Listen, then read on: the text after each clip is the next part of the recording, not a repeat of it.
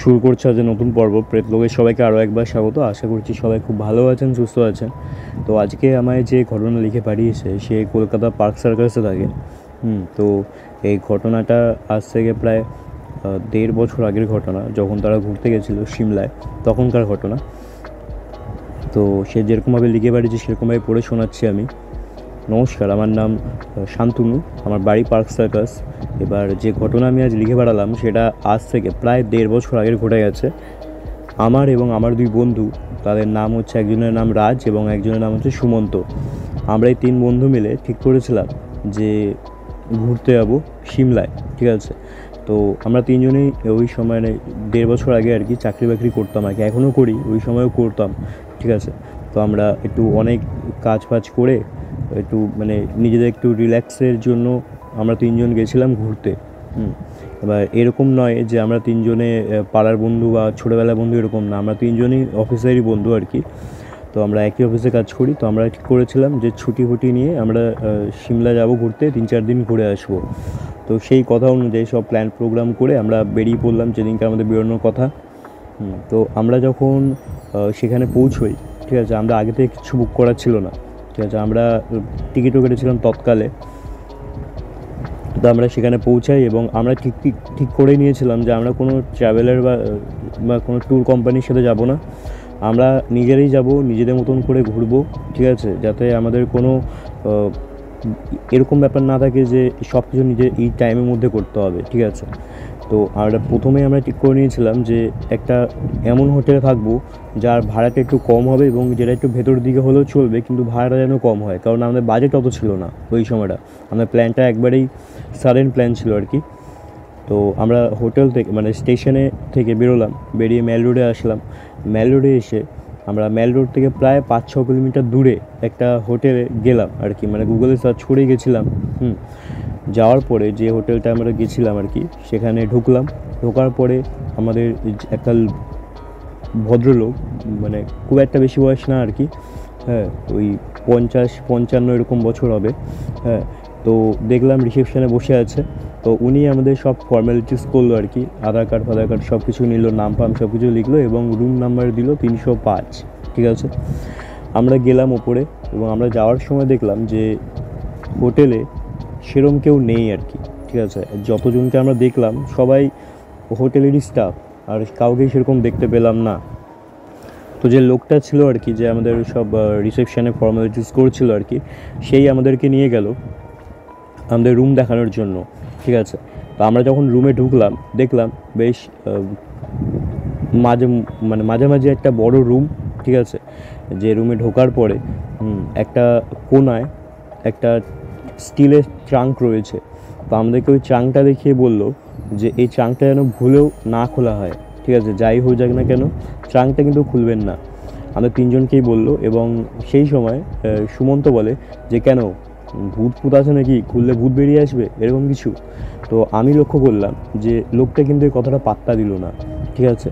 এই কথাটা বলার পরে সে কিন্তু চলে যায়, ঠিক আছে। তো আমরা অত বিশেষ আর মাথা ঘামাইনি ওই জিনিসটা নিয়ে। তো রাজ কিন্তু তখনই ওই বাক্সটা খুলতে যাচ্ছিলো, কিন্তু আমি বারণ করি যে বারণ করে গেল যখন ছাড় না, বেকার পাকাম করে তো লাভ নেই, ছেড়ে দে। তো আমরা 3 জনে ফ্রেশ হলাম। ফ্রেশ হওয়ার পর যখন আমরা ওই রুমে ঢুকেছিলাম আর কি, তখন প্রায় 3:30 মতো বাজে। আমরা ফ্রেশ হয়ে আমরা যখন ঠিক করলাম যে আমরা একবারে বেরিয়ে লাঞ্চ ফাঞ্চ করে, মানে কিছু একটা হালকা পাতলা কিছু খেয়ে মল রোডে যাই, মল রোডে ঘুরে ফিরে একবারে লাঞ্চ ফাঞ্চ করে রাতেরবেলা বাড়ি ঢুকবো, মানে হোটেলে আসবো আর কি। তো আমরা সেই কথা মতো আমরা যখন বেরোই হোটেল থেকে তখন 4:30-5টা বাজে। আমরা সেই সময় লাঞ্চ করিনি, আমরা একবার ডিরেক্ট চলে গেছিলাম মল রোডে। সেখানে মানে একটু ছোটোখাটো কিছু খেয়ে আমরা পুরো মল রোডটা ঘোরার পরে আমরা রাতেরবেলা একবার লাঞ্চ ফাঞ্চ সেরে যখন হোটেলে এলাম তখন সময় ঠিক রাত্রির 10টা বেজে 15-20 মিনিট হবে, ঠিক আছে। তো একেবারেই সুনসান এলাকাটা ছিল, মানে যেই জায়গাটা আমাদের হোটেল একেবারেই সুনসান এলাকা, মানে আশেপাশে সেরকম হোটেলও নেই, ঠিক আছে, লোকজন তো দূরের কথা। এবার যখন আমরা হোটেলে ঢুকছি একটা মানুষ নেই সেই হোটেলে, ঠিক আছে। একবারে মনে হচ্ছে কোনো মর্গে ঢুকে গেছি এরকম, ঠিক আছে। যে রিসেপশনের লোকটা ছিল সেও সেখানে দাঁড়িয়ে ছিল না, এবং যে বাকি যে স্টাফকে দেখেছিলাম যখন আমরা হোটেলে ঢুকেছিলাম তাদের কাউকেই দেখতে পাইনি। এবার সেই সময় সুমন্ত বলে যে চল ভাই একটু হোটেলটা একটু ঘুরে দেখি। ঠিক আছে, আমাদের তো লাঞ্চ ফাঞ্চ তো হয়ে গেছে, লাঞ্চ ফাঞ্চ তো করার কোনো ব্যাপার নেই, সময় তো আর মানে সময়ের তো কোনো ব্যাপার নেই, চল আমরা একটু হোটেলটা ঘুরে দেখি।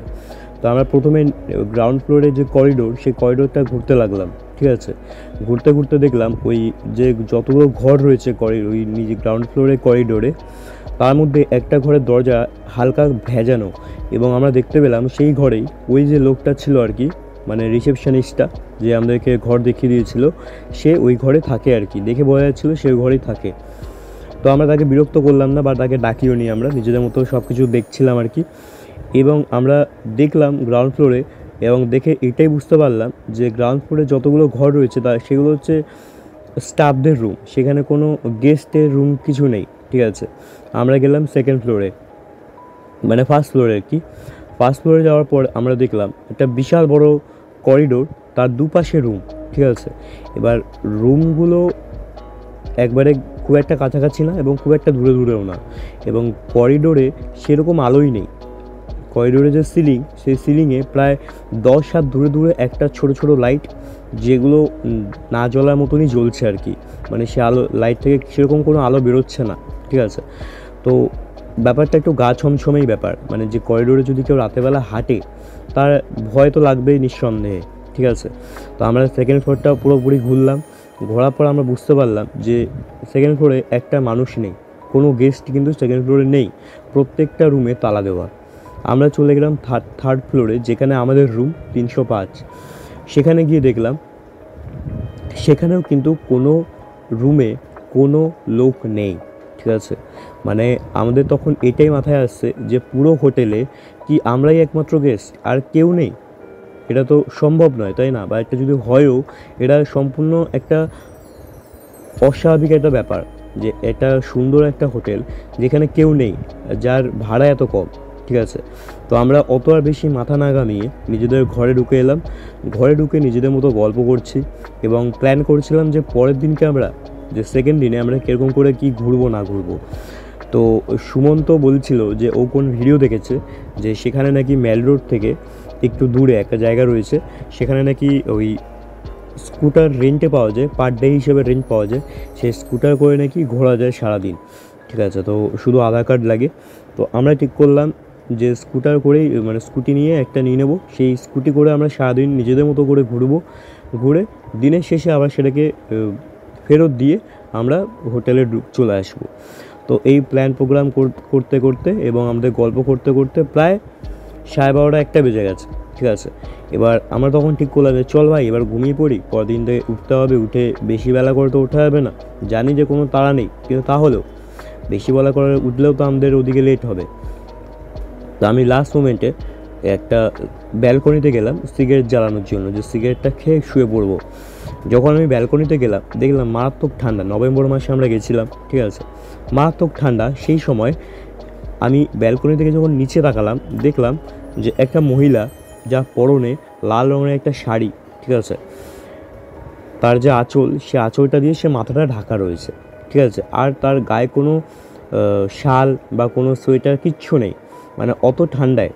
ওই সময় টেম্পারেচার প্রায় 3-4 ডিগ্রি তো হবেই। ওই টেম্পারেচারে একটা মেয়ে মানুষ ওরকম করে দাঁড়িয়ে রয়েছে আমাদের হোটেলের গেটের বাইরে। ঠিক আছে, আমাদের হোটেলটা একটু বলে দিই, রাস্তার সামনে একটা গেট, লোহার গেট।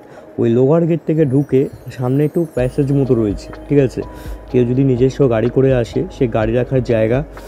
তারপর সাইডে একটা ছোট্ট মতো বাগান রয়েছে, এবং তারপরে আমাদের যে হোটেলের যে দরজা, সেই দরজা। ঠিক আছে, এবং দেখলাম সেই মহিলাটা কিন্তু ওই দরজার সামনে দাঁড়িয়ে রয়েছে। ঠিক আছে, এবার আমাদের যে ব্যালকনিটা একদম পুরো এন্ট্রান্সের দিকেই ছিল, মানে রাস্তাঘাট দেখা যেত, এরকম একটা ব্যালকনি আমরা পেয়েছিলাম। তো তারপর দেখলাম যে মহিলাটা কিন্তু ধীরে ধীরে এগিয়ে যাচ্ছে ওই গেটের দিকে। ঠিক আছে, এবার গেটের দিকে গেল, গিয়ে গেটটাকে খুললো, খোলার পরে গেটের সামনে দাঁড়িয়ে রয়েছে, বেশ অনেকক্ষণ ধরে দাঁড়িয়ে রয়েছে, 10-15 মিনিট। আমি যতক্ষণ সিগারেট খেয়েছি ততক্ষণ মহিলাটা দাঁড়িয়েছিল। এবার আমি বুঝতে পারছিলাম না যে তাকে কি রাখা ঠিক হবে কি হবে না, কারণ অচেনা একটা জায়গা, একটা মহিলা, ওকে যদি আমি ডাকি পরের দিনকে অন্যরকম কোনো প্রবলেম হতেও পারে, তাই না? এবার যদি মহিলাটা লোকাল হয়ে থাকে তাহলে তো আরও প্রবলেম, যে একটা রাতেরবেলা একটা মহিলাকে আমি ডাকছি। তো যাই হোক, আমি তাকে আর ডাকলাম না। এবার আমি যখন ফেরত আসছি তখন দেখলাম যে মহিলাটা কিন্তু ঘুরেলো, মানে আবার হোটেলের দিকে ফিরে আসছে। আমি আবার দাঁড়িয়ে গেলাম দেখার জন্য যে সে কী করে। আমি দেখলাম সে মহিলাটা হোটেলের দিকে ফিরে আসছে। ফিরে আসতে আসতে কিছুটা আসার পরে সে দাঁড়িয়ে পড়লো এবং দাঁড়িয়ে সে মাথাটাকে তুললো এবং সে যেদিকে তাকাচ্ছে সেদিকটা হচ্ছে আমি, মানে সে আমার দিকে তাকিয়ে রয়েছে, আমাদের রুমের দিকে তাকিয়ে রয়েছে, ব্যালকনির দিকে। এবার অন্ধকার একেবারেই, মানে সেরকম কোনো আলো সেখানে নেই, ঠিক আছে। তো যেটুকুনি আলো ছিল তাতে এইটুকুনি বুঝলাম যে তার যে সামনের চুলগুলো একেবারেই এলোমেলো এবং ঝাঁকড়া ঝাঁকড়া চুল, যেগুলো সামনের দুদিকে ঝুলছে, এবং তার মুখ একেবারেই ফ্যাকাশে সাদা, ঠিক আছে। আর কিছু সেরকম বুঝতে পারিনি, ঠিক আছে। দেখলাম সে আমার দিকে তাকিয়ে ছিল প্রায় 10 সেকেন্ড মতো। আমাদের তাকিয়ে থাকার পরে সে কিন্তু আবার হোটেলের ভেতরে ঢুকে যায়, ঠিক আছে। তা আমি আর সেরকম মাথা না ঘামিয়ে আমি ভেতরে আসি। এবার আমি ভাবলাম সেটা আমি ওদের দুজনকে বলবো, রাজ এবং সুমন্ত দুজনকেই বলবো। কিন্তু সেই সময় সুমন্ত একটা কথা তোলে পরের দিনকে প্ল্যানিং নিয়ে। তো সেই কথাটা শোনা মানে বলতে গিয়ে ও যে যখন বললো তখন আমি আর বেমালুম কথাটা ভুলে যাই, বলবো বলে ভুলে যাই। তা আমি আর সেটা বলা হয়নি। আমরা তিনজনে শুয়ে পড়ি, একটা কিং সাইজ বেড ছিল আর কি, ওই বিছানাতেই আমরা তিনজনের হয়ে গেছিলো। তা আমরা শুয়ে পড়ি। যখন আমরা শুলাম প্রায় 1:15-20 বাজে, ঠিক আছে। রাত তখন 3:45 বাজে। রাজ আমাকে ডাকছে, রাজ ছিল মাঝখানে, রাজ আমাকে ডাকছে। আমার ঘুম থেকে উঠে বললাম, কী হলো, কী ডাকছিস কেন এত রাতেবেলা? আমি যখন ঘড়িতে দেখছি 3:45 বাজে। ও আমাকে বলছে, দেখ দরজায় কেউ ডাকছে। আমি বলছি, দরজায় কে ডাকবে এত রাতে? আমি ভালো করে শুনলাম, দেখলাম নক করার আওয়াজ, মানে দরজায় কেউ টোকা মারলে যেরকম শব্দ হবে ঠিক সেরকমই শব্দ আসছে দরজা থেকে। এবং নিচের যে দরজার যে নিচে একদম নিচে পোর্শনটা, সে দেখলাম সেখান থেকে কিন্তু বাইরে যে মানে করিডোরের যে লাইট, সে লাইটটা কিন্তু ভেতরে আসছে। এবং ওই লাইটের মাঝখানে কেউ দাঁড়িয়ে থাকলে যেরকম একটা অন্ধকার মতো হয়ে যায়, ঠিক সেরকমই বোঝা যাচ্ছে যে কেউ একটা দাঁড়িয়ে রয়েছে। এবার সাধারণ মানুষ সেরকম করে ডাকবে 3বার কি 4বার করে, একবার একসাথে ডাকবে, ডাকার পর থেমে যাবে, আবার কিছুক্ষণ পর 3-4বার একবারে ডাকবে, ডাকার পর থেমে যাবে।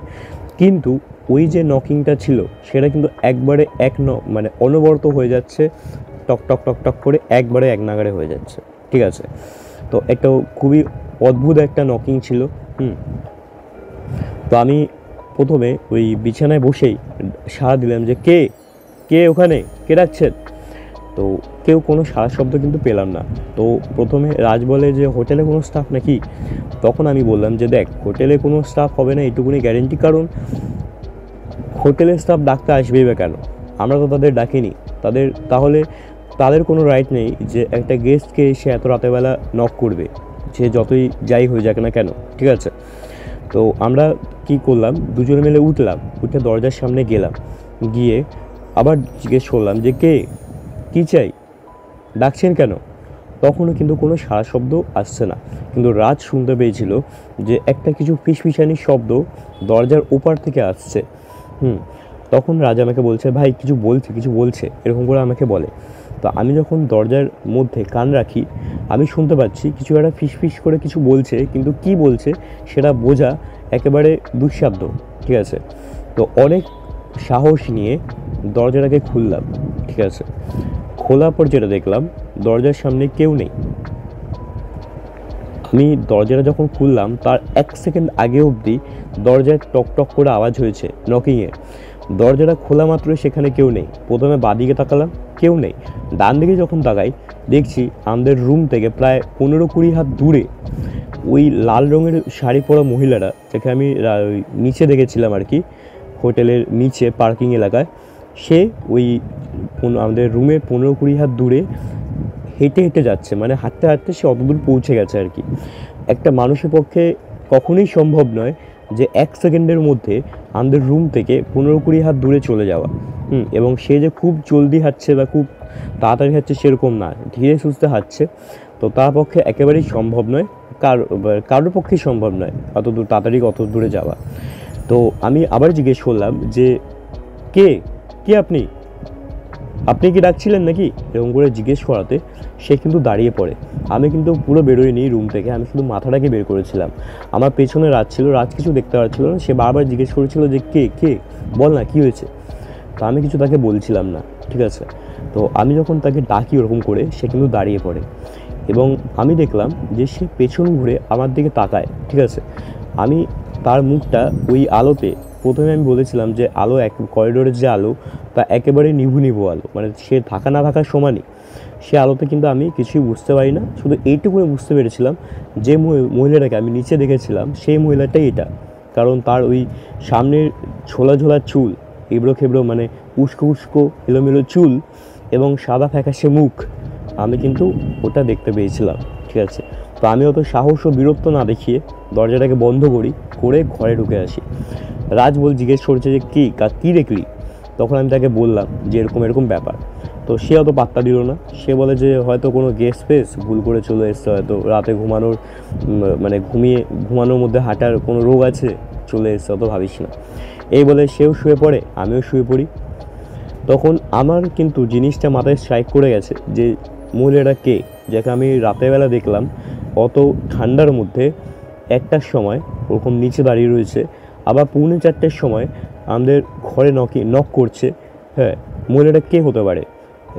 হোটেলে কোনো গেস্ট না, এইটুকুনি শিওর কনফার্ম। তো কে হতে পারে? তো তখনও কিন্তু রাজ ঘুমায়নি, শুয়েছিল কিন্তু ঘুমায়নি তখনও। আমি তাকে জিজ্ঞেস করলাম যে ভাই, ও কি অনেকক্ষণ ধরে নক করছিল? তখন সে বলে হ্যাঁ, নক তো অনেকক্ষণ ধরে করছিল, আমি যখন ঘুমানো ওই আওয়াজে আমার যখন ঘুম ভাঙে তখন নকটা হচ্ছিল, আমি তারপর 10 মিনিট পরে আমি তোকে ডাকি, মানে 10 মিনিট আগের থেকে নকিংটা আসছিল, ঠিক আছে। তো রাজ বলে যে ভাবিস না অত কিছু, ঘুমিয়ে পড়। তো সে ঘুমিয়ে পড়ে। আমি এই জিনিসটাকে নিয়ে ভাবতে ভাবতে আমি কখন ঘুমিয়ে পড়ে আমি নিজেও জানি না। সকালে যখন আমাদের ঘুম ভাঙে তখন প্রায় 10:30-11টা বাজে, ঠিক আছে। বাথরুমে ছিল সুমন্ত, রাজ ছিল নিচে এবং আমি ছিলাম রুমে। দেখলাম কেউ একজন বেল বাজালো, রুম দরজা খুললাম, দেখলাম হাউসকিপিংয়ে একটা বাচ্চা ছেলে বলতে 23-24 বছর বয়স হবে, তার বেশি না। সে পুরো ঘর পরিষ্কার করার পরে আমাকে ডেকে বলল, দাদা একটা কথা বলি। আমি বললাম যে হ্যাঁ বলো। তখন সে বলছে ঘরটা ছেড়ে দিন, অন্য ঘরে থাকুন, একটা রুমেও কিন্তু কোনো লোক নেই, আপনার অন্য রুমে থাকুন, এই ঘরে থাকলে কিন্তু বিপদ হতে পারে।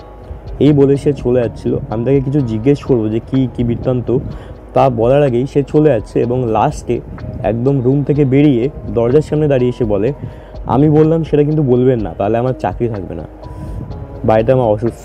এইটুকুনি বলে সে একবার হন করে বেরিয়ে চলে যায়। আমি দরজার সামনে আসতে দেখলাম সে আর নেই। তো আমি সেটাকেও বলতে, মানে ওদের রাজ ও সুমন্তকে যে বলবো আমি জিনিসটা, সেটাও আমি সারাদিন ঘোরাঘুরির মধ্যে বেমালুম ভুলে যাই, ঠিক আছে।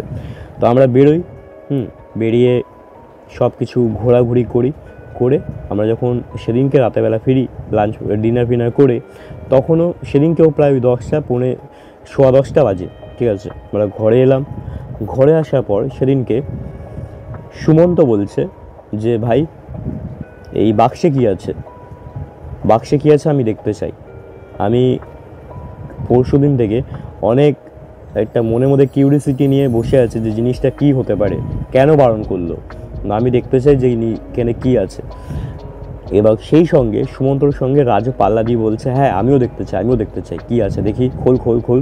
এরকম করে রাজ সুমন্তকে উস্কাচ্ছে। আমি তাকে বারবার বারণ করছি দুজনকে যে খুলিস না ভাই। ওরা দুজন, ওই লোকটা কিন্তু বারণ করে গেছে, প্লাস সকালে একটা ছেলে এসেছিলো হাউসকিপিংয়ে, সেও কিন্তু আমাদের বারণ করে গেছে যে রুম ছাড়তে, এই রুমে কিন্তু কোনো প্রবলেম আছে, বিপদ হবে। তারপরেও আমরা এই রুমেই রয়েছি। তো যখন বারণ করে গেছে থাক না, কী দরকার, কোনো জিনিসকে ঘাটার তো কোনো দরকার নেই। তখন সুমন্ত বলছে তুই ভীতুই থাক, আমি দেখবো এখানে কি আছে। এবার রাজ আর সুমন্ত দুজনে মিলে বাক্সটাকে খোলে। বাক্সটা খুলতে ওদের প্রায় কালঘাম বেরিয়ে গেছিলো। ওই 3-4 ডিগ্রি টেম্পারেচারে ওরা ওই বাক্সটা খুলতে ওদের ঘাম বেরিয়ে গেছিলো, ওরা রীতিমতো ঘাম ছিল, ঠিক আছে। খুললো টিনের বাক্স, খোলার পর দেখছে বিশাল বড় বাক্সে শুধু একবারে নিচে একটা লাল রঙের শাড়ি এবং তার মধ্যে কিছু সোনা গয়না রয়েছে, মানে একটা হার এবং 2টো কানের, ব্যাস আর কিচ্ছু নেই। তখন তারা ওটাকে নিয়ে খোরাক করছে যে এত বড় বাক্সে শুধু এইটুকুনি জিনিস, হ্যাঁ এইটাই নাকি খুলতে বারণ করছিল। এরা পাগল লোক, এরকম করে সে তারা দুজনে বলছে, ঠিক আছে। এবার সুমন্ত বলছে আমি শাড়িটাকে পরে দেখি কেমন লাগে আমাকে, তোরা বলবি, ঠিক আছে, আমায় কেমন লাগে। এবার আমি তখন বলি ভাই জিনিসটা এবার বাড়াবাড়ি হচ্ছে, খুলে দেখলি কি হয়েছে, কি রয়েছে, এবার বন্ধ করে দে। কিন্তু না, সুমন্ত তখন মাথায় চড়ে গেছে যে ও শাড়িটাকে পরে দেখবে। কেন জানি না, শাড়িটাকে বার করলো, বার করে পুরো যেরকম করে শাড়ি পরে ঠিক সেরকম করে পরলো, যে কানের দুলগুলো রয়েছে সেগুলোও ও পরলো। মানে কেন সে করছিল আমি জানি না, আমার কাছে কোনো ব্যাখ্যাই নেই। হ্যাঁ মানে আজও কোনো ব্যাখ্যা নেই যে ও কেন সেদিন রাতেরবেলা ওগুলো করেছিল, ঠিক আছে। ও যে কি কোনো নেশা করেছিল এরকম কিন্তু না, তিনজন সারাদিন একসাথেই ছিলাম, যে ও ড্রিঙ্ক করেছে বা কিছু এরকম কিন্তু না। কেন করেছে কিচ্ছু জানি না, ঠিক আছে। সেটা একটা রহস্য যে কেন করেছিল। একটা ছেলের পক্ষে একটা শাড়ি পরে মানে ও জিনিসটাকে নিয়ে বিদ্রুপ করলো, খোরাক করলো, একটা আলাদা বিষয়। কিন্তু শাড়িটাকে পরে গয়না ফয়না পরে এটাকে একটা ছেলে কী করে করতে পারে সেটা আমার পক্ষে জানা নেই, ঠিক আছে। ও করলো, সেটাকে করার পরে শাড়ি গয়না সব কিছু পরার পরে জিজ্ঞেস করছে যে কেমন লাগছে বল, কেমন লাগছে বল। তখন রাজ বলছে সুন্দর লাগছে, সুন্দর, একদম পুরো সুন্দরই লাগছে তোমায়। এরকম করে দুজনে মিলে খিল্লি করেছে জিনিসটাকে নিয়ে। তো আমার জিনিসটাকে একদমই ভাল লাগছিল না। হ্যাঁ, তো আমি কি করলাম, ব্যালকনিতে গেলাম, ঠিক আছে। যাওয়ার পরে একটা সিগারেট ধরালাম। যখন সিগারেটটা ধরিয়ে আমি যখন নিচে তাকিয়েছি, ব্যালকনি থেকে নিচে তাকালাম, দেখলাম সেই মহিলা, আগের দিনের রাতের মহিলা, সে একদম গেটের সামনে দাঁড়িয়ে, তার পুরো শরীরটা কিন্তু বাইরের দিকে মানে রাস্তার দিকে, কিন্তু মাথাটা কিন্তু আমাদের দিকে ঘোরানো, আমাদের রুমের দিকে সে তাকিয়ে রয়েছে। এবং বোঝা যাচ্ছে অল্প হলেও ওই অন্ধকারে আলোতে বোঝা যাচ্ছে যে সে কিন্তু খুবই রেগে রয়েছে, ঠিক আছে। তার চাহনি দেখে একটুখানি বুঝতে পারছিলাম সে কিন্তু রেগে রয়েছে। আমি তাদেরকে বারবার বারণ, মানে ওই দৃশ্য দেখে আমার একটু গা ছমছম ব্যাপারটা লেগেছিলো, মানে একটু ভয় লেগেছিলো আর কি। আমি তার দুজনকে বারণ করি যে ভাই এবার অনেক হয়ে গেছে, বন্ধ কর, প্রায় 20-30 মিনিট ধরে তোরা এইসব করছিস, সেবা বন্ধ কর, ঘুমা। তো একটু ধাতানি মেরে বলেছিলাম আর কি, রেগে রেগেই বলেছিলাম। তো তারা দুজনে ওই সব জিনিসপত্র আবার খুলে, শাড়ি ফাড়ি খুলে ভাঁজ ভাঁজ করে আবার যেরকম ছিল ঠিক সেরকম করে রেখে দেয়, রেখে শুয়ে পড়ি, ঠিক আছে। আবার ঠিক সেদিনকে রাতেরবেলা যখন আমরা ঘুমাই, সেদিনকে সময় প্রায় 12:30 বাজে, ঠিক আছে। 12:30 সময় আমরা ঘুমিয়ে পড়ি আর কি, শুয়ে পড়ি। তারপরে পরের দিনকে আমাদের দুপুরবেলা ট্রেন ছিল আর কি। তো কী হয়, রাতেরবেলা 3টে বাজে, 3:10-15 হবে, সেই সময় রাজ আবার আমাকে ডাকছে। আমি উঠলাম, জিজ্ঞেস করলাম যে কি হয়েছে। বলছে ভাই আবার নক করছে কালকের মতো। আমি ভালো করে শুনলাম যে হ্যাঁ, নকিংয়ের আওয়াজটা কিন্তু আবার আসছে আগের দিনের মতো সেম। তারপর যখন আমাদের দুজনের চোখ সুমন্তর দিকে যায়, দেখলাম সুমন্ত কিন্তু শাড়ি গয়না পরে শুয়ে রয়েছে।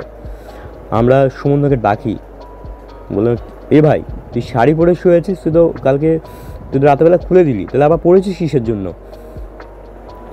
এই বলার পরে যখন আমরা সুমন্তর সামনে যাই, মানে সুমন্ত আমাদের দিকে পিট করে শুয়েছিল আর কি, আমরা যদি সুমন্তর সামনে যাই, মুখের সামনে, দেখলাম ও কিন্তু জেগে রয়েছে, ওর চোখগুলো কিন্তু খোলা, ঠিক আছে। তো আমরা বললাম যে কি তুই জেগে রয়েছিস, তুই শাড়িগুলো পরলি, শাড়ি ফাড়ি পরলি কখন আবার, তোকে বারণ করলাম না পরতে। এই বলার সঙ্গে সঙ্গেই সে একবারেই উঠে দাঁড়িয়ে পড়লো, ঠিক আছে, মানে উঠে বসে পড়লো আর কি, বিছানায় বসে পড়লো। তো তারপর আমরা লাইট ফাইট জ্বালিয়ে নকিংয়ের সে শব্দটা অনবরত হয়ে আসছে, কনস্ট্যান্ট। তো আমরা দুজনে আবার সাহস করে সেখানে যাই, দরজা খুলি। দরজা খোলার পরে দেখলাম সেম জিনিস, আগের দিনের রাতের মতো, সেই লাল শাড়ি পরা শাড়ি। এই মহিলা আমাদের রুম থেকে প্রায় 15-20 হাত দূরে চলে গেছে হাঁটতে হাঁটতে। আমি আর সেদিনকে জিজ্ঞেস করিনি যে কে আপনি, ঠিক আছে। আমি এইটুকুনি বুঝে গেছিলাম যে যা হচ্ছে নর্মাল কিছু না, ঠিক আছে।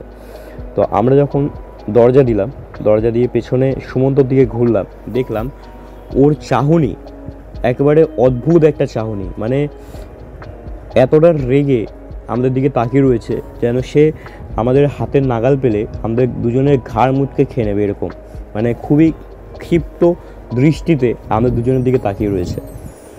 আমি জিজ্ঞেস করছি যে কী হয়েছে, তুই এরকম করে তাকিয়ে রয়েছিস কেন? এবং ঘরের যে আলো তখন জ্বালিয়ে দিয়েছিলাম, ওই আলোয় দেখতে পাচ্ছি সুমন্তর সারা শরীর কিন্তু সাদা ফ্যাকাশে হয়ে গেছে, মনে হচ্ছে তার শরীরে কোনো রক্ত নেই, মুখ হাত পা সব কিছু একবারে সাদা ফ্যাকাশে হয়ে গেছে। এবার শাড়ি তো সে পরে রয়েছে, গলায় সেই মানে গয়না ফয়না রয়েছে, এবং সে কিন্তু মাথাটা নিচু করে রয়েছে, এবং সে মাথা নিচু করেও আমাদের দিকে ওরকম ক্ষিপ্ত ভয়ঙ্কর দৃষ্টিতে তাকিয়ে রয়েছে। আমি যখন তার দিকে একটু এগিয়ে গেলাম, সে কিন্তু একবারে মানে একটা পশু যেরকম হয়, মানে মানে কোনো পশুর দিকে যদি টেনে মেরে মানে এগিয়ে গেলে সে যেরকম ক্ষিপ্তভাবে একটা গর্জন দিয়ে ওঠে, ঠিক সেরকমই সে কিন্তু একটা গর্জন দিয়ে উঠলো। হ্যাঁ, এটা শুনে কিন্তু রাজ একটু ভয় পেয়ে গেছিলো। এবার আমি সেই সময় হনুমান চালিসা পড়তে শুরু করলাম। এবার যেই আমি হনুমান চালিসা পড়া শুরু করেছি, ঠিক আছে, সঙ্গে সঙ্গে ও কিন্তু লাফ মেরে এক বিছানা থেকে এক লাফে ব্যালকনিতে চলে যায়, এবং ব্যালকনিতে যাওয়ার পরে সে আমাদের দিকে একবার ঘুরে তাকানোর পরেই সে কিন্তু ব্যালকনি থেকে লাফ মারে। আমি আর রাজ দুজনে দেখে অবাক, একটা ছেলে 3 তলার ব্যালকনি দেখে ঝাঁপ মারলো। আমরা দৌড়ে যাই ব্যালকনিতে, গিয়ে দেখলাম সেখানে কেউ নেই, মানে নিচে কেউ নেই। আমরা দুজনে অবাক যে লাফ মেরে সে গেল কোথায়। আমরা সঙ্গে সঙ্গে নিচে আসি, দরজা দিয়ে বেরোতে যাব, দেখছি দরজায় তালা দেওয়া। ঠিক আছে, এবার আমরা আগের দিন প্রথম দিনেই দেখে নিয়েছিলাম যে কোন ঘরে সেই লোকটা, রিসেপশনের যে লোকটা থাকে। আমরা সেই ঘরে গিয়ে নক করছি, কিন্তু কেউ সাড়া শব্দ দিচ্ছে না। অনেকবার নক করার পরে একটা সাড়া এলো যে কে, কী চাই এত রাতে, চলে যা, যে ঘরে চলে যা, এরকম করে সাড়া দিচ্ছে, মানে কথা বলছে। তখন আমরা বলছি যে আমরা 305-এর। তখন সে বলছে জানি তুই কে, চলে যা এখান থেকে, আমাকে ডিস্টার্ব করিস না, তোর ওষুধ কিন্তু আমার কাছে আছে, ভুলে যাস না এটা, এরকম করে কথা বলছে। আমি তখনই বুঝতে পেরেছিলাম যে কোনো একটা ঘোটালা তো আছেই, কারণ যদি ঘোটালা না থাকে তাহলে ও এরকম করে কথা কেন বলবে? মানে ও ভাবছে যে আমাদের জায়গায় অন্য কেউ রয়েছে বা অন্য কেউ এসছে যে ওকে ডাকছে। ও আমরা বারবার করে নক করছি, এবং সে তাও বুঝতে পারলাম যে সে কিন্তু দরজার সামনে এসছে। দরজার সামনে এসে সে বলছে না চলে যেতে, অন্যের গলা নিয়ে কথা বলছিস কেন, চলে যায় এখান থেকে, তোর ওষুধ আছে আমার কাছে, দেখবি কি করতে পারি আমি, এরকম করে কথা বলছে। এবার রাজ আর আমি দুজনে মিলে জোরে জোরে কথা বলছি যে আরে আমরা মশাই, দরজাটা খুলুন, কথা আছে আপনার সাথে। এরকম করে বলার পরে সে অল্প একটু দরজাটা খুললো, এবং যখন দেখলো আমরা দুজনে, তখন পুরো দরজাটা খুলে বেরিয়ে এলো। বললো কী হয়েছে, কী সমস্যা, এত রাতেবেলা ডাকছেন কিসের জন্যে? আমরা বললাম, পুরো বিষয়টা আমরা তাকে বললাম। ঠিক আছে, বলার পরে সে বলেছিলাম চাংটা খুলতে না, কিসের জন্য খুলেছেন? হ্যাঁ, এবার যান বন্ধুকে খুঁজে বেড়ান, আমি আর কিছু করতে পারবো না। তখন আমি বললাম যে চাবিটা দিন, চাবিটা না দিলে বেরোবো কী করে, ও তো 3 তলা থেকে ঝাঁপ বেড়েছে। তখন সে বলছে চাবি দেওয়া যাবে না, আপনাদের জন্য পুরো হোটেল খুলবো নাকি? তখন রাজ বলছে কী সব বলছেন আপনি? হ্যাঁ, হোটেল খুলবেন মানে? হোটেলে আছে কে? পুরো হোটেল ফাঁকা, শুধু আমাদের রয়েছে, আমরা 3 জন রয়েছি। এবং আপনি যখন জানেন যে এই রুমে প্রবলেম রয়েছে, তারপরেও আপনি দিলেন কি করে এই রুমটা? পুরো হোটেল যখন ফাঁকা, আমাদের ওই রুমটাই দিলেন কেন? ঠিক আছে, আপনি কি জেনে শুনে, আপনি নিঃসন্দেহে জেনে শুনে দিয়েছেন আমাদের রুমটাকে, আপনি পরীক্ষা করতে চাইছিলেন যে আমরা ওই রুমে থাকার পরে বেঁচে ফিরি কিনা, তাই না? আপনি এই জন্যই দিয়েছেন রুমটা। সকালবেলা একজন এসেছিল যে বলে গেছে যে রুম ছেড়ে দিতে, না হলে বিপদ হবে। আপনি তার মানে নিশ্চয়ই জানতেন এই রুমে কোনো বিপদ রয়েছে, সেই জন্যই চাংটা খুলতে বারণ করেছিলেন, এবং সেই জন্যেই আমাদের এখন এই রাতেরবেলা আমাদের বলছেন যে আমি জানি কে এসছিস, তো ওষুধ আছে আমার কাছে। আপনি নিশ্চয়ই তার মানে ভেবেছেন যে আমাদের জায়গায় অন্য কেউ এসছে, তাই না? আপনি যদি দরজা এখন না খোলেন, আমরা কিন্তু কেস করে দেবো আপনার নামে, পুরো হোটেল কিন্তু আপনার বন্ধ হয়ে যাবে, আর আপনার কিন্তু জেল, দেখুন আপনি কি করবেন। এরকম করে থ্রেট দেওয়ার পরে সে বলে যে না এসব করবেন না, আমি দিচ্ছি, দরজা খুলছি। দরজা সে খুললো, ঠিক আছে, হোটেলের দরজা খোলার পরে সে আমাদের সঙ্গে সুমন্তকে খুঁজতে বেরোলো। আমরা 3 জনে পাগলের মতো খুঁজছি সুমন্তকে। প্রায় 1 ঘন্টা 1.5 ঘন্টা ধরে আমরা আমাদের হোটেলের আশেপাশে, এমনকি প্রায় মেল রোড অব্দি হেঁটে হেঁটে চলে গেছিলাম সুমন্তকে খোঁজার জন্য, কিন্তু কোথাও কিচ্ছু পাইনি। ঠিক আছে, আমরা যখন ফিরে এলাম তখন প্রায় ভোর হয়ে গেছে, 4:30 পৌনে 5টা বাজে। আমরা রিসেপশানে বসে আছি, তখনও ওই লোকটা আমাদেরকে বলছে যে কেন করলেন, কেন ট্রাঙ্কটা খুললেন? আপনাদের তো প্রথম দিনই সেদিনকেই বলে দিয়েছিলাম ঢোকার পরেই যে ট্রাঙ্কটা খুলবেন না, তাহলে কেন খুললেন? আমি তখন বলি যে আপনি রুমটা কেন দিলেন, যখন পুরো হোটেলে এত রুম আর একজনও নেই গেস্ট, তারপরেও কেন রুমটা আমাদেরকে দিলেন? আপনি যখন জানেন যে রুমে প্রবলেম রয়েছে, তারপরেও কেন দিলেন? আমি বললাম যে আপনি কি জানেন আপনার নামে আমরা কেস করে দিতে পারি, আমরা যদি বন্ধুকে না পাই আমরা তো আপনার নামে কেস করবই। ঠিক আছে, আপনি জেনে শুনে আমাদের রুমটা দিয়েছেন। তো তখন রাজ বলে কি গল্প আছে, ওই ঘরের কাহিনী কি বলুন আমাদের। তখন সে বলে যে এই যে হোটেল, সেটা আগে একটা বাড়ি ছিল, বাড়ির যে মালিক সে অগাধ পয়সা। ঠিক আছে, তার যে ওয়াইফ ছিল সে, তার শরীরে অনেক রকম রোগ ছিল আর কি, মানে একটা রোগ সারে তো একটা রোগ আসে, এবং সেই জন্য সে তার ওয়াইফকে অতটা পছন্দ করতো না, এবং তার বাইরে একটা অ্যাফেয়ার ছিল। এবার সে ওই যে যার সাথে অ্যাফেয়ার ছিল আর কি, তার সাথে বিয়ে করবে বলে সে, মানে ওই যার সাথে অ্যাফেয়ার ছিল আর কি, তার সাথে প্ল্যান করে তার ওয়াইফকে কিন্তু মেরে ফেলে। এবার এই জিনিসটা কিন্তু কনফার্ম না যে সে প্ল্যানিং করে তার ওয়াইফকে মেরেছে নাকি ওয়াইফ মারা গেছে, কারণ তার ওয়াইফ যে মারা গেছে সেটা কিন্তু একটা খুবই সন্দেহজনকভাবে মারা গেছে। ঠিক আছে, বাথটবে ডুবে মারা গেছে। এবার সেটা কী করে হয়েছে সেটা কেউ জানে না। এবার তাদের যে মেয়ে ছিল আর কি, তার মতে তার বাবা এবং তার যে প্রেমিকা ছিল আর কি, তারা দুজনে মিলে তার মাকে মেরেছে। এই জন্য সে তার বাবাকে পছন্দ করতো না তার মা মারা যাওয়ার পর থেকে, এবং সে যখন তার বাবা যখন বিয়ে করে আসে, সেকেন্ড বিয়ে, ওই যার সাথে অ্যাফেয়ার ছিল তাকে যখন বিয়ে করে আসে, তাকেও ঠিক পছন্দ করতো না, এবং যে এসছিল সেকেন্ড বউ, সে কিন্তু ওই মেয়েটাকে খুবই অত্যাচার করতো, কারণে অকারণে মারতো, সারা মানে সব কাজ তাকে দিয়ে করাতো, এবং খুব অপমান করতো আর কি, যে কোনো সময় যা ইচ্ছা তাই করাতো আর কি। এবং এই জিনিসগুলো কিন্তু তার বাবা দেখেও কিছু বলতো না। তো একদিনকে তার মেয়েটার যে প্রেমিক ছিল সে বলেছিল যে চলো আমরা দুজনে পালিয়ে বিয়ে করে নিই। ঠিক আছে, তো মেয়েটা এতটাই কষ্টে ছিল, ঠিক আছে, সে একেবারেই রাজি হয়ে যায়, হ্যাঁ চলো। এবার একটা দিন তারা ঠিক করে এবং বলে যে এই মন্দিরে, তাদের মেয়েটাকে বলে যে এই মন্দিরে এই সময় চলে আসতে, বিয়ে করবে, করার পর তারা সেখান থেকে চলে যাবে।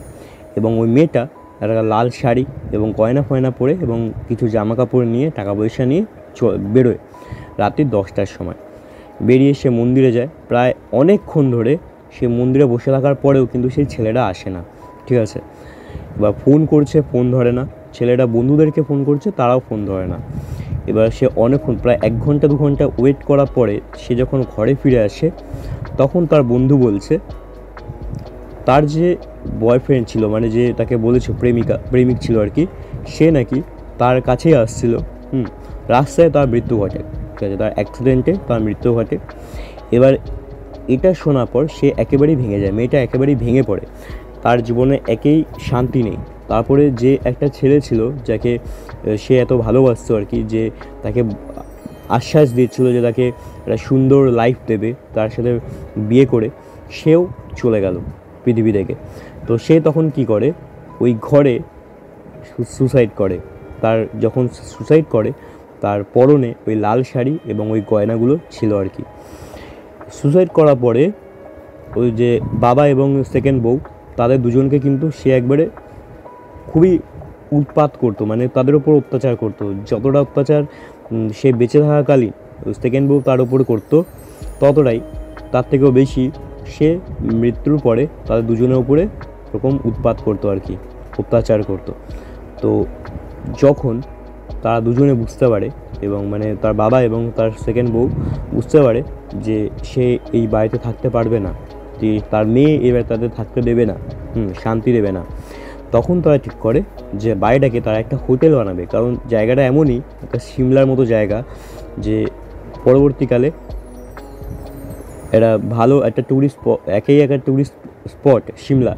তারপরে একটা যদি হোমস্টে করা যায় বা কোনো হোটেল করা যায় তার একটা ভালো প্রফিট হবে, সেই জন্য বাড়িটাকে ভেঙে সে একটা পুরো হোটেল বানিয়ে দেয়। এবং আমি ছিলাম, মানে ওই যে লোকটা, যে রিসেপশনিস্টটা ছিল, যে ঘটনাটা বলছে আর কি, সে ছিল ওই লোকটার সিএ, ঠিক আছে। সে ওই সব লোকের যত ব্যবসা ছিল লোকটার সব কিছু হিসাব নিকাশ রাখতো।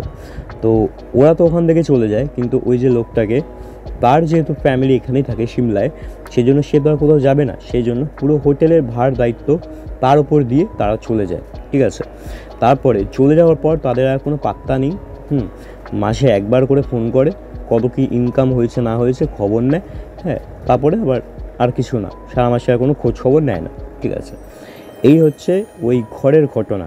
এবার ওই ঘরের সোজাসুজি যতগুলো ঘর রয়েছে, মানে ground floor, first floor, second floor, third floor, এই 4টে ফ্লোরে যতগুলো ওই ঘরে সোজাসুজি ঘর রয়েছে, মানে নিচে নিচ বরাবর উপর বরাবর, প্রত্যেক কটা ঘরেই কিন্তু সেম প্রবলেম হয়, ঠিক আছে।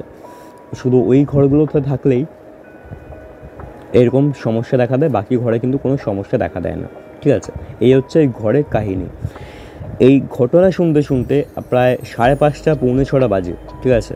তো আমরা ঠিক করলাম ওই সুমন্তকে আরেকবার খুঁজতে বেরোবো, ঠিক আছে। তো তখন রাজ বলে যে দাঁড়া, আমি একটু ওয়াশরুম থেকে আসছি, ঘর থেকে একটু ওয়াশরুম হয়ে আসছি, তারপর বেরোবো। ও ওয়াশরুমে যায়, এবার 10 সেকেন্ডের মধ্যেই, যাওয়ার 10 সেকেন্ডের মধ্যেই দৌড়ে দৌড়ে আসে এবং সামনে এসে কুকুরের মতো হাঁপাচ্ছে। আমি বললাম কী রে, কী দেখলি, কী হয়েছে? তখন সে বলছে সুমন্ত তো ঘরে। আমরা দুজনে অবাক, সুমন্ত ঘরে মানে? বলছে হ্যাঁ, ও ঘরে সিলিং ফ্যানে ঝুলছে। আমরা দুজনে দাঁড়িয়ে পড়ি, ঠিক আছে। এবার আমরা দুজনে, মানে 3জনে আর কি, ওই রুমের দিকে অগ্রসর হতে গেলাম। তখন সেই লোকটা বলছে দাঁড়াও, যেও না। এই বলে সে নিজের ঘরে ঢোকে। দেখলাম সে ঘর থেকে যখন বেরোলো, তার হাতে একটা জলের বোতল, ঠিক আছে। আর বুঝতে পারলাম যে এটা নর্মাল কোনো জলের বোতল না, ঠিক আছে, কোনো মন্ত্রপ্রুত জল রয়েছে, যেটা দিয়ে সে নিজেকে সাবধান করে, যার জন্য সে ওই, আমরা যখন নক করছিলাম সে তখন বলছিল যে তোর ওষুধ কিন্তু আমার কাছে আছে, এখান থেকে চলে যা, এটাই হয়তো সেই ওষুধ। তো আমরা সেই ঘরে যাই, ওই লোকটা তার পেছন পেছন আমরা গেছিলাম।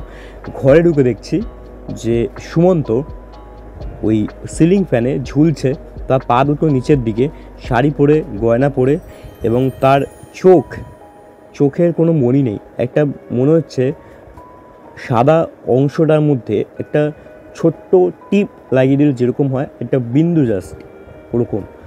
এবং সারা শরীর, মুখ, হাত পা সব কিছু ফ্যাকাশে, সাদা ফ্যাকাশে, এবং অদ্ভুত একটা ক্রিপি ভয়ঙ্কর স্মাইল দিচ্ছে, মানে হাসছে আর কি আমাদের দিকে তাকিয়ে। যে প্রথমের দিকে আমাদের দিকে ভয়ঙ্কর দৃশ্যে তাকিয়েছিল, সে কিন্তু এখন একটা ভয়ঙ্কর হাসি, নিস্তব্ধ হাসি যেরকম হয় সেরকম হাসছে। আমাদের দেখে একদম গা শিউরে উঠেছিল। ওই লোকটা বলছে যে তুই কি নামবি নাকি, তোর ওষুধ কিন্তু আমার কাছে আছে, ভদ্রভাবে নেমে যা, ছেলেটাকে ছেড়ে দে, ওর কোনো দোষ নেই, ছেলেটাকে ছেড়ে এখান থেকে চলে যা, ওরা চলে যাবে এখান থেকে, আমি কথা দিচ্ছি। তারপরেও ও কিন্তু কোনো সারা শব্দ দেয় না, ঠিক আছে। সুমন্ত যেরকম বসে আছে ঠিক সেরকমভাবে বসে আছে, এবং সে দেখলাম ওই কথাগুলো শুনে সে কোনো পাত্তা দিল না, কিন্তু সেটা ব্যঙ্গের হাসি হাসছে।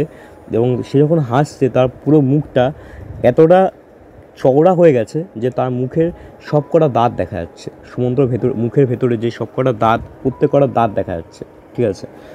তো তারপরে কি হয়, ওই লোকটা তার হাতে ওই জল, মানে বোতল থেকে জল নিয়ে হাত থেকে ওই সুমন্তর দিকে ছেটায়, এবং 2-3বার ছেটানোর পরেই কিন্তু সুমন্ত কাতরাতে কাতরাতে থপ করে বিছানায় পড়ে যায়। বিছানায় পড়ার পরেই ওই লোকটা বলছে তাড়াতাড়ি করে সব শাড়ি ফাড়ি সব কিছু খোলো। সব কিছু খোলানো হয় ওর শরীর থেকে, শাড়ি গয়না। বলছে ভাঁজ করো, যেমন ছিল ঠিক সেরকমভাবেই বাক্সতে রাখবে। বাক্সতে রাখা হলো, এবং বাক্সটা বন্ধ করার পরে বললো সব কিছু ব্যাগপাত্রা নাও তোমাদের, নিয়ে পাশের রুমে চলো। সব কিছু নিলাম, নিয়ে পাশের রুমে আমরা শিফট করলাম। শিফট করার পরে ওই লোকটা তার হাতের যে জল, সে জল নিয়ে সুমন্তর মাথায়, পিঠে, বুকে, হাতে এবং পায়ে সব জায়গায় বুলিয়ে দিল, ঠিক আছে। বলি দেওয়ার পরে বললো যে ঘরে থাকবে, ঘর থেকে যেন না বেরোনো হয়, যাই হয়ে যাক না কেন, ঠিক আছে?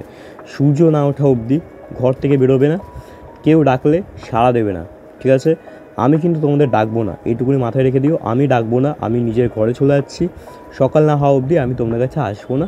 তো সুতরাং যে কেউ যদি অন্য গলা নিয়ে বা আমার গলা নিয়েও ডাকে, তোমরা কিন্তু সারা শব্দ কিছু দেবে না, ঘর থেকে বেরোবে না এবং তোমার বন্ধুর কাছে থাকবে, ঠিক আছে? ওকে ঘুমাতে দাও, না ঘুমালে ওর শরীর কিন্তু ঠিক হবে না।